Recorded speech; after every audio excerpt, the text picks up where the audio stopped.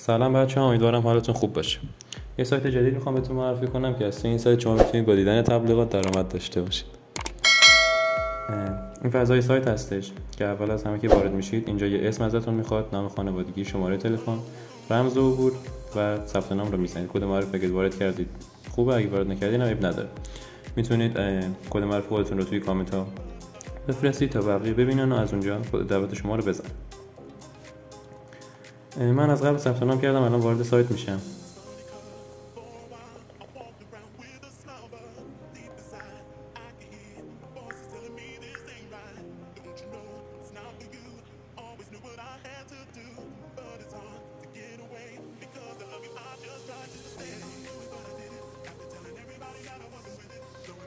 خب وقتی که وارد سایت بشید اینجا یه گزینه داشبورد داره، راهنما، کسب درآمد از کلیک تبلیغات و یه چند تا گزینه دیگه هم داره.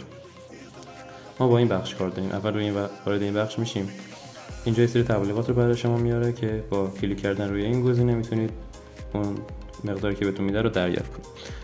روزهای اول که وارد بشید درآمدش خیلی کمه، خیلی کمه و هر چی که بیشتر وارد بشید و بیشتر تبلیغ کلیک کنید درآمدش رفته بیشتر میشه. اینجوری کلیک میکنید و اینجا مبلغش به کیف پول شما اضافه میشه. خب یه قسمت داشبورد داره که اینجا یه سری مقداری که کلیک کردید رو بهتون میگه و از این حرفا.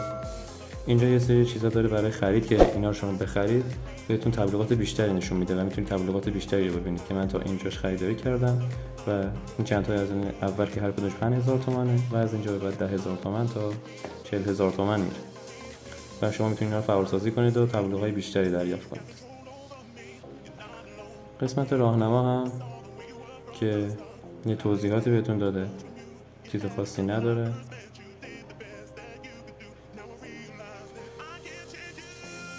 اینجا هم که دوباره همونجوری میایید تبلیغات میکنید. مثلا الان به من 37 تا تبلیغ داده، اینا رو کلیک میکنید و به موجودیتون هی اضافه میشه.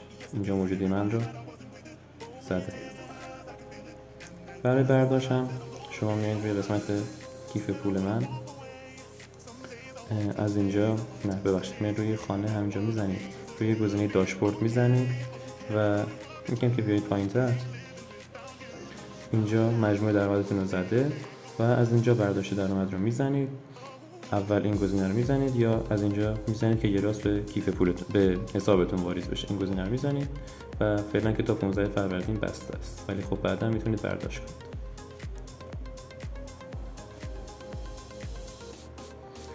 چیزی خاص دیگه هم نداره. از این قسمت میتونید لینک دعوتتون رو بگیرید و به دوستاتون معرفی کنید، کد دعوت خودتون رو بدید به دوستاتون و همین دیگه. چیز خاصی دیگه نداره. فقط از اینجا میاد روی این خونه داشبورد رو میزنید و کسب درآمد رو میزنید و از اینجا کلیک میکنید و تبلیغات رو انجام میدید. امیدوارم آموزش خوبی داشته باشه براتون.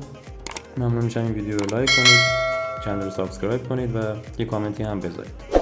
تا آموزش‌های دیگه، خدا نگهدار.